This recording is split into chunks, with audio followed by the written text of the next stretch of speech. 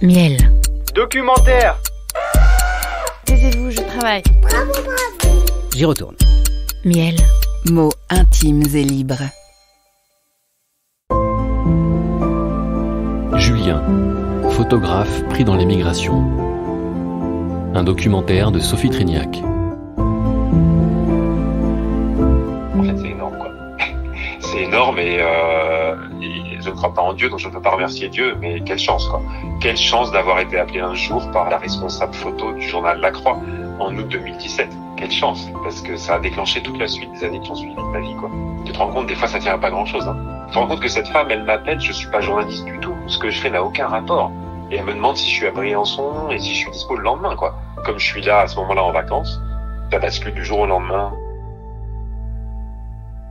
La bascule pour Julien, mon ami photographe, est celle de devenir le photographe local pour la presse quotidienne. Le sujet, les migrants qui passent la frontière franco-italienne. Aujourd'hui, Julien vit à Servières, un petit village dans les Alpes du Sud à quelques kilomètres de Briançon.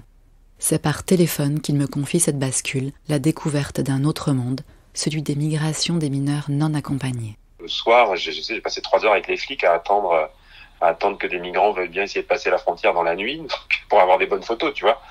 Et que là, il y avait un gamin de 15 ans et que quand j'ai compris qu'il était redescendu en Italie, parce que je le savais pas, j'ai repris ma petite voiture pour rentrer, il était tard, j'étais crevé et puis j'ai eu un mal de bide, enfin, ça m'a tordu les boyaux de me dire mais qu'est-ce qui se passe en fait? Je ne savais rien de tout ça, moi, j'étais en vacances, je savais rien du tout.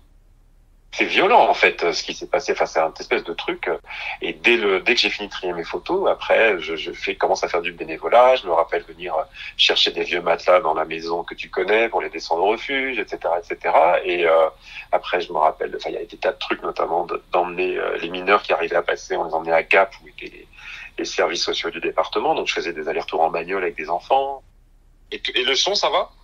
C'est bon pour toi? Ouais, nickel. Julien me raconte toute cette période de sa vie, une période d'engagement et de reconstruction.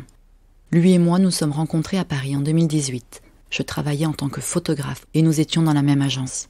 Cette situation dont il parle, je la connais, puisque j'agissais en tant que juriste pour les demandeurs d'asile il y a plusieurs années de cela. Des jeunes, perdus, j'en ai vu, chaque jour, à la porte de mon bureau. Mais rencontrer ces enfants en haut d'une montagne, dans le froid, démunis de tout, c'est encore plus remuant. Je connais aussi Servières pour y avoir passé des vacances chez Julien. Tout est à pic, tout est haut, tout est anguleux. Le soir d'octobre où je reviens d'un village près de Briançon, je suis en bagnole, il est 1h du matin, je dînais chez des amis, et puis sur la route, au milieu des champs, enfin, dans une portion non urbaine plutôt, je vois 2 noirs.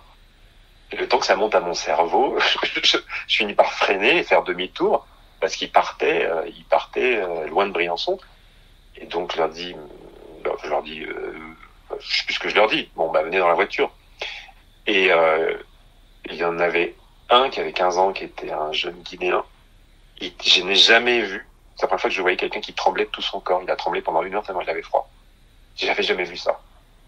Donc je les ai ramenés au refuge. Il y avait personne.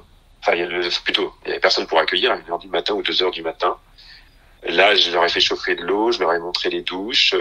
J'ai fini par trouver quelqu'un pour leur mettre quand même 2 matelas. Et puis ils me disent, mais il y en a un 3e dehors. Et dire, putain, je suis pas couché, moi. Et heureusement, on a réussi à le retrouver. Ils ont eu un bon sens de l'orientation. Et le pauvre, il était sous juste un drap blanc contre un camion au pied d'une tour. Je sais pas s'il serait pas mort de froid à la fin, quoi. Tellement il faisait froid ce soir-là, quoi.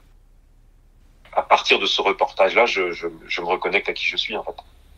C'est quelque chose qui m'a remis d'équerre, tout ça, hein, en fait. Donc en fait, je sais pas comment c'est par ça, mais ça a été prodigieux, les effets que ça a eu sur ma vie. C'est quand même des choses que t'es pas préparé à vivre, un truc comme ça, en fait. Tu sauves presque des gens, en fait. T'es pas préparé. De photographe artiste, Julien se retrouve photojournaliste et bénévole du refuge solidaire de Briançon. Mais le chemin de la générosité continue, et sa présence dans ce contexte va lui donner encore un autre rôle, celui d'hébergeur. Il y a une scène qui fait basculer en fait la question de l'hébergement. Donc je suis dans la salle à manger entre guillemets du refuge solidaire. J'arrive sans doute pour faire des photos. Et là, il y a 3 gamins qui sont là. Je dis gamin parce que le plus jeune a 13 ans. Il est haut comme 3 pommes. Il fait vraiment tout petit, quoi. Et je suis choqué d'ailleurs de voir un enfant si jeune en fait qui est arrivé par la montagne. Et ça se passe en un quart de seconde. Quelqu'un se tourne vers moi, dit Julien, on a plus de place. Est-ce qu'éventuellement tu pourrais les prendre ce soir? Et là, t'as pas le temps de dire non en fait. Tu dis oui. J'avais pas du tout prévu le coup. Et donc je me retrouve avec ces 3 gamins dans la petite voiture de ma mère. Je remonte de Briançon à mon village. Et puis voilà, je les héberge dans la maison de famille. Je suis seul à ce moment-là. Et en fait, ça s'est passé comme ça. Donc, j'ai pas eu le temps d'avoir d'appréhension, à part qu'éventuellement ils aient la gale ou quelque chose comme ça. C'était le truc qui m'inquiétait. C'était super touchant parce que ils voulaient dormir ensemble, ils voulaient dormir devant. On avait allumé le feu de cheminée parce que c'était pas très chaud. On avait mis 3 matelas par terre et puis après ça a été cocasse parce qu'il y a eu une fuite d'eau, donc j'ai dû faire chauffer des courtes minutes d'eau chaude pour faire prendre la douche au petit dernier. Enfin bon, c'était assez cocasse. Et le lendemain, j'ai dû les redescendre parce que c'était l'organisation, elle était assez précise. Et je me rappelle très bien que ça m'a fendu le cœur de les confier à quelqu'un d'autre en fait. Et tu t'es pas posé la question, les flics vont venir chez moi, je vais avoir des problèmes Non, parce qu'à l'époque, c'est le début de l'arrivée des exilés qui sont principalement d'ailleurs des adolescents d'Afrique de l'Ouest et qu'à l'époque c'est pas encore tendu du tout au niveau force de l'ordre. Il y a pas de contrôle à part à la frontière à Montgenèvre, mais sinon il y a quasiment pas de contrôle, donc il y a pas du tout de climat anxiogène à l'époque. Tout le monde ici à Briançon se rappelle à quel point c'était solaire, c'était joyeux, c'était généreux, c'était festif même d'une certaine manière, parce que tout était simple en fait à l'époque. Des jeunes arrivaient, tous attachants parce que c'était des gamins, avec une grande joie de vivre, avec un grand élan de solidarité de gens du coin venant de tous horizons, que ce soit politiques ou religieux ou autres. C'est la construction, c'est l'ouverture du premier refuge solidaire, donc c'est le début d'une aventure humaine qui est hyper sympa en fait à l'époque.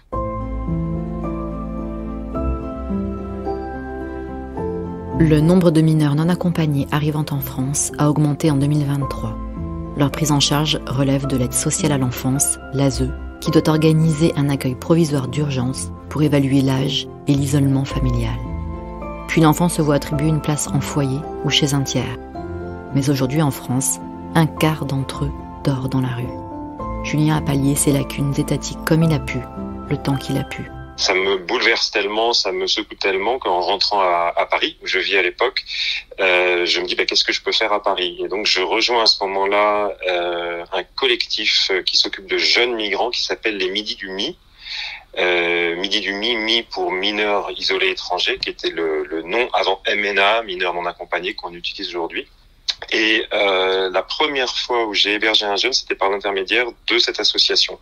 C'est la présidente Agathe Nadimi qui m'a demandé si je pouvais héberger une nuit ou deux, je me rappelle plus, un jeune qui s'appelait Anas, un jeune Guinéen, je crois aussi d'ailleurs, que j'avais hébergé chez moi à Paris. Donc ça a commencé comme ça. Quelques semaines après, je me rappelle l'association m'avait demandé d'héberger un jeune qui s'appelait Toudo, cette fois. Lui, je crois qu'il était malien. Et avant Mamadou, donc il y a eu Abdoulaye. Et Abdoulaye, cette fois, c'était pas par l'intermédiaire d'une association, mais par l'intermédiaire d'Aboubacar. Je sais pas si tu me suis. Aboubacar, que j'avais rencontré à Briançon pendant mon reportage, qui était placé dans les Yvelines à ce moment-là. Et Abdoulaye venait de se faire expulser par l'aide sociale à l'enfance des Yvelines au prétexte qu'il n'avait pas de papier d'identité.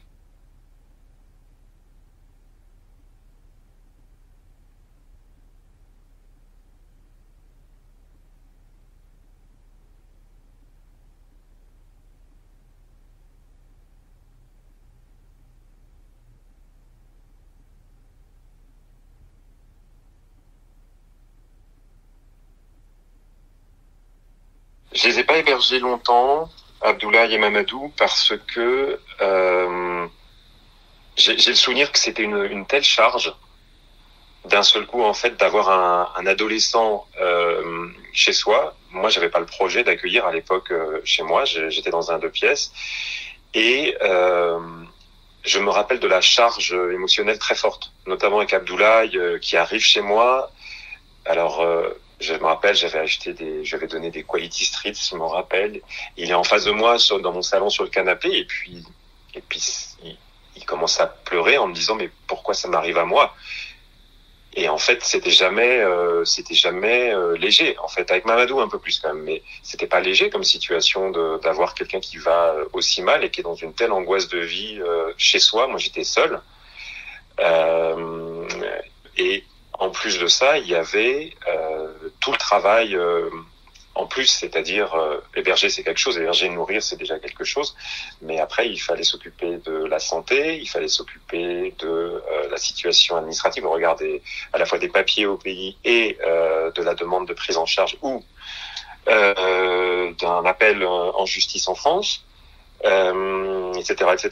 Et je pense que j'étais fatigué aussi de tout ce que je faisais à Briançon à l'époque et je me voyais pas avoir durablement un ado à la maison, vraiment pas en fait. Mamadou a fait, je pense, 2 ou 3 nuits chez moi et ensuite il a passé de mémoire 2 semaines chez mon père et sa compagne. Et ensuite, il y a eu, dans le désordre, il y a eu toi, il y a eu mes voisins, il y a eu un couple, je crois qu'ils étaient anglais, Alexander, et il y a eu une colocation de jeunes travailleurs ou étudiants à Montreuil. Et je venais de faire la même chose pour Abdoulaye quelques semaines avant. Donc pour lequel j'avais trouvé d'autres hébergeurs. Et ils t'ont raconté un peu leur motivation. Pourquoi est-ce que tous ces jeunes que tu as connus, ils venaient en France en fait?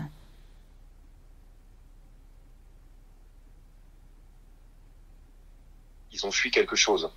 Je crois que j'en ai croisé un en 6 ans parmi les mineurs qui voulait vraiment réussir quelque chose en particulier. Lui, il voulait devenir pilote d'avion. D'ailleurs, il est pilote d'avion maintenant. Et les autres, non, en général, ils ont fui quelque chose. Alors, ils ont fui de manière plus ou moins claire. Il y en a qui ont fui des violences familiales. Il y en a qui ont fui des parents qui voulaient plus payer les études. Il y en a qui ont, j'essaie de me rappeler, il y en a qui ont fui clairement la misère.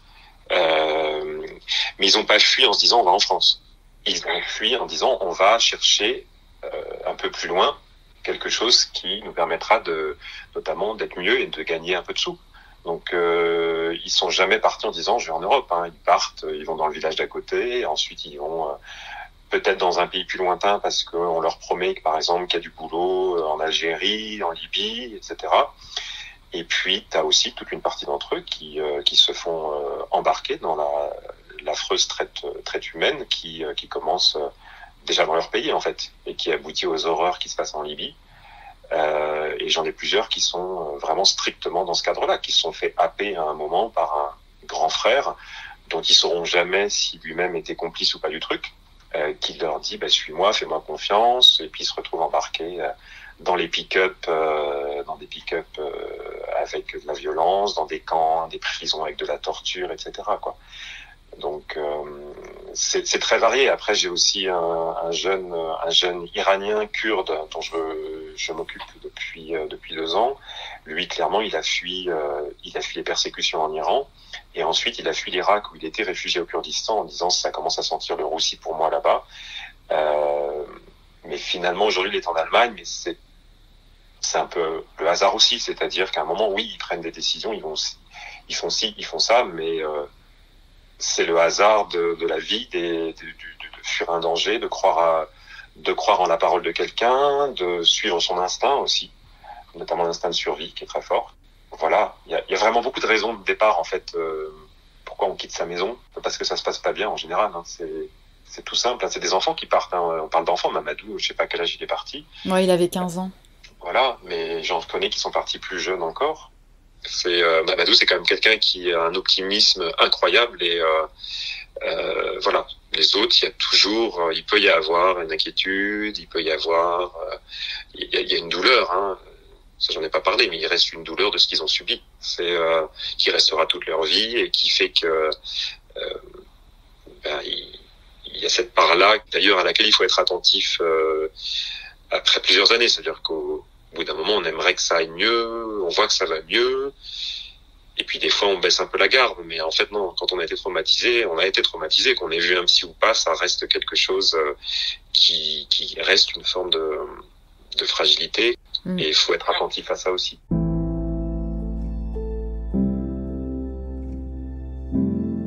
C'est aussi pour ça, je pense que je disais, voilà, on sait pas que ça va durer quand on accueille quelqu'un chez soi, que ça va durer toute la vie. Mais en fait, ça fait partie des raisons pour lesquelles ça dure, c'est que y a une écoute qu'on a donnée à un moment au tout début, moi en particulier, et que cette écoute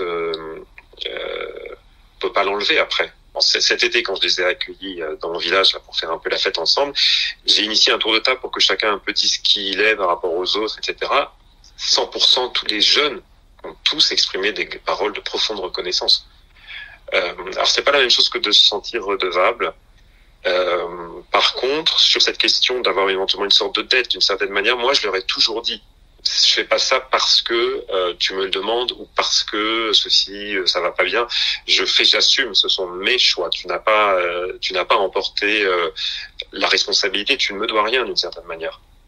Ils nous le disent toujours. Ils sont encore un peu éberlués des fois du fait qu'ils ont été à ce point aidés, parce que c'est pas commun, tu vois. C'est pas commun que ça se passe comme ça en fait a priori, que des gens donnent autant de leur temps, de leur énergie, même de leur argent, dans la durée pour quelqu'un qu'ils connaissaient pas. Ben, c'est pas fréquent en fait. Oui. Et en Afrique non plus. Hein. Encore moins, puisqu'en Afrique c'est quand même le règne de la débrouille. Donc tu fais ce que tu peux avec tes moyens, tu défends tes intérêts. Les hébergeurs représentent une énorme sécurité pour ces mineurs. Julien a eu le souci dès le début pour 100% des jeunes qu'ils soient entourés d'autres adultes, pour qu'ils aient plusieurs référents, pour qu'ils soient confrontés à des façons de penser différentes. Et aussi pour que Julien n'ait pas tout apporté. Chacun d'entre eux, ils ont un entourage adulte français, solide, rassurant et varié. Et ça, ça n'a pas de prix. Hein. Je veux dire, même nous, si on réfléchit à qui on avait dans nos entourages quand on avait 18, 19, 20 ans, on avait nos parents. J'ai pas de souvenir, tu vois, d'avoir un sorte de collectif d'adultes qui se parlent entre deux mois, qui sont bienveillants, qui vont se débrouiller pour, par exemple, faire une cagnotte pour me payer ma dent parce que j'ai perdu ma dent, qui vont s'organiser pour faire un anniversaire pour moi, qui vont s'intéresser sincèrement à ma vie, à mon histoire, sans faire semblant, tu vois. Ils vont rester vivre en France de toute évidence, et ce qu'on transmet à travers nos comportements, nos paroles, nos choix vis-à-vis d'eux, c'est des choses qu'ils portent avec eux et qu'ils vont transmettre sans doute aussi à leurs enfants. Le lien, cette question inévitable dans toute relation humaine. Qu'est-ce que cette rencontre nous apporte à nous hébergeurs ? Pourquoi dit-on oui à l'accueil d'un jeune chez nous ?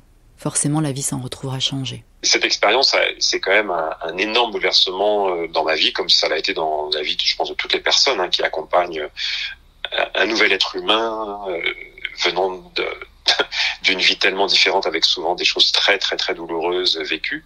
C'est des énormes bouleversements, ça nous met face à nous-mêmes. Voilà. Et d'ailleurs, je te transmets cette phrase que j'aime beaucoup d'André Breton, qui est en exergue d'ailleurs de mon exposition de portrait. C'est: un étranger est venu me voir, il m'a donné de mes nouvelles. Pas de ses nouvelles, de mes nouvelles. C'est-à-dire qu'il nous actualise en arrivant, les gens qui sont tellement différents, et surtout les gens qui ont vécu autant de situations de danger extrême, parce que eux ont dû faire des choix de survie, donc ils ont une véracité, une vérité, une immédiateté qui est hallucinante par rapport à des gens qui vivent une vie plus paisible. Et donc, face à ça, en fait, t'es forcément secoué, en fait. T'es forcément secoué, et face aux situations concrètes, t'es forcément amené à te dire, moi, je fais quoi? Je fais ou je fais pas, là? J'héberge ou j'héberge pas? Je fais un effort en plus pour m'occuper de la nouvelle prise de tête d'un tel sur un sujet, où je le fais pas. Et ça, tu le sais pas avant, en fait. Tant que la situation s'est pas présentée, tu le sais pas. Et donc la situation fait que, tu évolues, tu fais des choses que tu n'aurais pas faites, voilà. Et donc toi aussi, ça t'amène à être plus en vérité avec toi-même. Et c'est là que j'ai la chance d'être photographe, c'est que ça me permet d'utiliser les images pour clarifier, pour poser les choses comme je les sens, et puis pour aussi sentir une forme, j'ai envie de dire, d'harmonie au fond de moi de tout ça, parce que ce qu'on a fait, ce que tu fais, ce qu'on a tous fait, ce qu'on continue de faire autour de tous ces jeunes, on en est très heureux, et on en est très fiers aussi. On est tous fiers quand on les voit, tout ça, c'est quelque chose d'incroyable. Donc ça, cette sérénité-là, c'est la vie qu'il a donnée. Mais après, il y a aussi, c'est de tels chocs émotionnels qu'à un moment, dans tout ça, on est qui? Et qu'est-ce qu'on retient de tout ça? Est-ce qu'on a des choses à dire ou pas, d'ailleurs? Est-ce qu'on a des choses à dire? Nous, toi, moi, on diffuse des choses. Les autres, ils le font pas, hein. Les autres hébergeurs, ce sont pas des personnes qui racontent publiquement cette expérience-là. Nous, d'une certaine manière, on peut le faire. Et toi, tu continues à faire ton travail justement de reportage sur l'immigration, les migrants, justement, qui arrivent à côté de chez toi, là? Alors, en tant que photographe, je dirais la dernière fois où j'ai répondu présent, c'était une commande du Journal Libération. C'était, je crois, il y a 1 an. Depuis, j'ai un petit peu j'avais besoin de prendre un petit peu de recul parce que j'ai fait, au final, quasiment 6 ans de prise de vue très régulière, soit en commande pour la presse, soit pour moi, parce que j'avais envie d'être sur le terrain à Briançon. Et il y a eu un moment où cette masse d'images qui n'était pas toujours faite selon ma sensibilité profonde, mais parfois plus de manière adaptée à la presse, c'est-à-dire faire l'image qui raconte bien la scène, qui permettent de comprendre une situation. Moi, j'avais besoin de ces milliers d'images, de me dire qu'est-ce que j'en fais moi, en fait, parce que je suis plutôt artiste dans ma pratique, je pense. Voilà. Et il se trouve que l'année dernière, on m'a proposé de faire une première exposition sur le sujet, et ça aboutit à ce que, en cherchant dans mes archives, je me dis mais en fait c'est les rencontres, donc c'est les portraits qui comptent le plus pour moi dans tout ça. Et donc je suis dans une période où je travaille plus en retrait de cette actualité, puis qui est toujours la même, hein, parce que moi j'en ai besoin en tant qu'artiste, et puis aussi voilà, il y a des cycles, c'est-à-dire que 5-6 ans d'une vie qui a été très je sais pas comment dire, mouvementé, enthousiasmé, chamboulé par tout ça, que ce soit au plan professionnel ou personnel. T'as aussi besoin à un moment de reprendre un peu le dessus pour savoir où tu en es. Mais c'est vrai que l'expérience d'aller faire des images dans ces lieux où les gens sont en transit, sont à la fois rassurés d'être accueillis par les associations et en même temps dans une tension, une inquiétude de la suite, c'est très ambigu, c'est-à-dire qu'à la fois c'est très fort humainement, c'est très fort photographiquement, ça va très vite et on est au contact de personnes, de réalités qui sont délicates, qui sont belles aussi, hein, c'est pas que douloureux clairement, et en même temps c'est faire l'expérience de 2 mondes qui ne sont pas du tout les mêmes tout en étant au même endroit. C'est-à-dire que tu ouvres la porte du refuge solidaire et tu plonges dans quelque chose qui n'est nulle part présent ailleurs dans tout le paysage environnant. T'as le monde entier qui est là, puisque maintenant il n'y a plus que des Africains de l'Ouest, il y a aussi d'ailleurs des Africains de l'Est, il y a des Iraniens, il y a des Maghrébins, il y a des Afghans, etc. C'est pas toujours simple à gérer, et je trouve que c'est important. Moi, je trouve que c'est important d'essayer de me réapproprier avec mon travail de photographe, qu'est-ce qui dans tout ça reste au-delà de la vie réelle. Les images, les mettre à disposition, c'est aussi pour l'histoire. Parce que ce qui se passe ici, je crois qu'on est sur plus de 25 000 personnes en 5 ans qui sont passées, c'est colossal en fait. Et ben tout ça, c'est bien que ce soit documenté. C'est réel. Ouais, bien sûr. C'est des vrais gens, c'est des gens des associations, c'est l'Église, etc.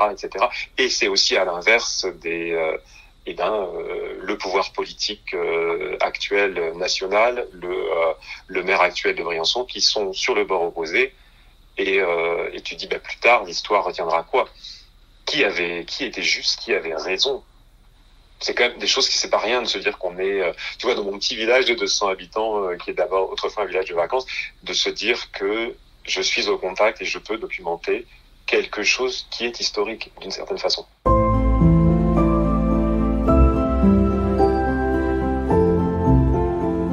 Tu continues d'en héberger ou pas là à Servières? Alors à Servières, il faut juste savoir qu'on est juste derrière la frontière avec l'Italie, et que depuis les années un peu ensoleillées dont je parlais, le gouvernement a fait le choix d'extrêmement militariser tous les passages. Donc ça veut dire que aujourd'hui, dans mon village de 200 habitants, nous avons de manière très régulière 3 voitures de gendarmes qui passent, parfois 2 4x4 de militaires. On a même vu passer un drone. Sur une des frontières, il y a un véhicule militaire avec une immense longue vue, etc. Donc le climat est plus du tout le même, ce qui fait que mon rôle, quand je peux, j'essaie de pas trop prendre de risques maintenant, ça va plutôt être de dépanner quelqu'un si je peux, si je croise la personne dans la montagne en fait, clairement. Donc ça peut être de donner un conseil, ça peut être si j'ai quelque chose à manger de le filer. J'ai pas hébergé quelqu'un qui descendait de la montagne et qui passait par Sierra parce que ça s'est pas trouvé. Donc mais je sais que ça se produit. Et puis j'avais juste hébergé le jeune Iranien dont j'ai parlé qui est passé une deuxième fois, 1 an après, par la montagne, puisqu'il avait été expulsé d'Allemagne. Et donc là, je l'ai hébergé 5 jours à Servières, tout en le faisant passer pour le fils d'amis américains pour pas avoir d'emmerde au village. Et voilà. Mais il y a peu d'hébergements ici parce qu'en fait, on est un village dans la montagne, on est à 1600 mètres, donc les gens qui arrivent en général, ils ont qu'une hâte, c'est de descendre en ville, soit pour continuer, en général pour continuer leur voyage, pour aller prendre le train ou le bus, soit pour ceux qui savent éventuellement qu'il y a un refuge d'accueil pour essayer de trouver ce refuge. Il y a de plus en plus de migrants qui passent la frontière par rapport à il y a quelques années. Il y a toujours beaucoup de monde. Il y a des saisons où forcément il y a plus de monde. C'est quand on peut passer la montagne, quand il n'y a pas de neige. Mais il y a toujours beaucoup de monde. Le refuge solidaire, par exemple, a dû fermer il y a quelques semaines parce qu'ils avaient 300 personnes le même jour. D'ailleurs pour une jauge, je crois, de 80 personnes. Et un soir sont arrivées 100 personnes par la montagne. 100 personnes ensemble. 100 personnes le même jour. C'était du jamais vu, ça. Donc ça dépend des moments. Et sans que la police n'intervienne, ne les voie, ne les surprenne. Alors, la police, elle interpelle beaucoup. Donc quand elle interpelle, si elle respecte la loi, normalement, elle doit confier les mineurs aux services sociaux et les demandeurs d'asile doivent pouvoir rentrer en France pour déposer leur demande d'asile. Bien sûr. Bon, ça, c'est la loi. Dans la pratique, c'est pas toujours comme ça, loin de là.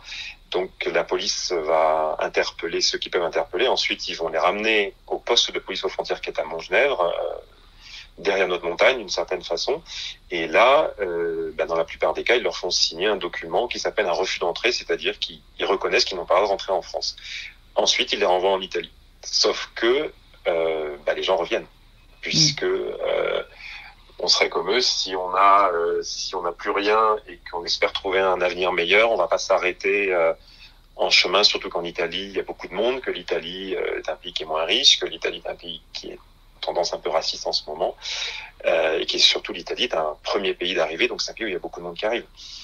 Donc du coup, les gens repassent. Et donc le travail que font les gendarmes et les militaires, en fait, sert quasiment à rien.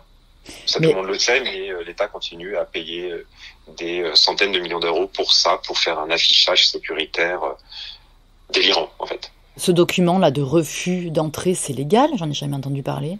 Alors, c'est quelqu'un qui n'a pas de papier ne peut pas rentrer a priori sur le territoire comme ça. C'est-à-dire que quelqu'un qui n'a pas de papier a le droit de rentrer s'il est mineur, parce que là, son statut d'enfant est supérieur à son statut d'étranger sans papier, ou, deuxième cas, s'il est adulte demandeur d'asile. Normalement, si on n'a pas de papier, on n'est pas censé rentrer dans un pays, en fait, en vrai. On est dans une situation assez particulière depuis 2015, puisque la France est toujours sous Vigipirate, et que Vigipirate permet au gouvernement de remettre symboliquement une frontière à l'intérieur de l'Europe, c'est-à-dire en l'occurrence ici entre la France et l'Italie. Normalement, il n'y a plus de frontières depuis les accords de Schengen. Donc le Vigipirate permet de remilitariser et de refiltrer à la frontière. Il va de soi que ça n'a aucun rapport avec Vigipirate, que c'est exclusivement pour empêcher des étrangers qui n'ont pas de papier de rentrer en France. C'est exclusivement fait pour ça. De manière très très concrète, c'est pas du tout opérationnel, ça sert à rien. En fait, c'est-à-dire que je connais des quantités de personnes qui ont fait, je crois à Boubacar, je crois qu'il a essayé 5 fois avant d'arriver à rentrer, il est rentré en France. Donc ça veut dire que ça sert à rien. Donc si ça sert à rien, y compris du point de vue de l'État pour assurer la sécurité de la France, dans ces cas-là, il faudrait mieux arrêter ce système-là et faire des systèmes de voies légales d'entrée sur le territoire. Auquel cas, dans ces cas-là, tu peux aussi vérifier les identités, etc.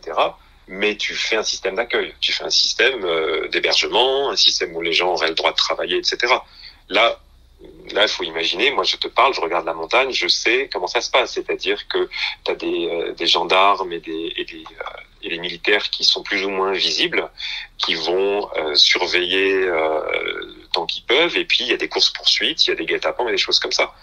Donc ça veut dire que ça se voit quand on arrive dans le pays. Je pense que les gens le voient, les exilés, et que ils vont se mettre essayer de prendre des chemins de plus en plus éloignés des routes, des gendarmes et des militaires qu'ils pourraient voir, et donc ils se mettent aussi en danger, puisque la montagne c'est quand même dangereux, surtout quand on n'a pas du tout l'habitude, quand c'est la nuit, quand éventuellement c'est l'hiver. Donc tout ça est totalement absurde, et mais ça reste la politique française, ça reste la politique européenne pour le moment.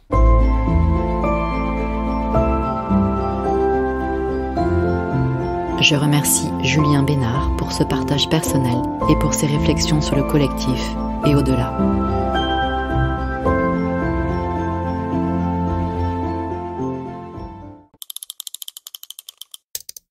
Miel. Mots intimes et libres.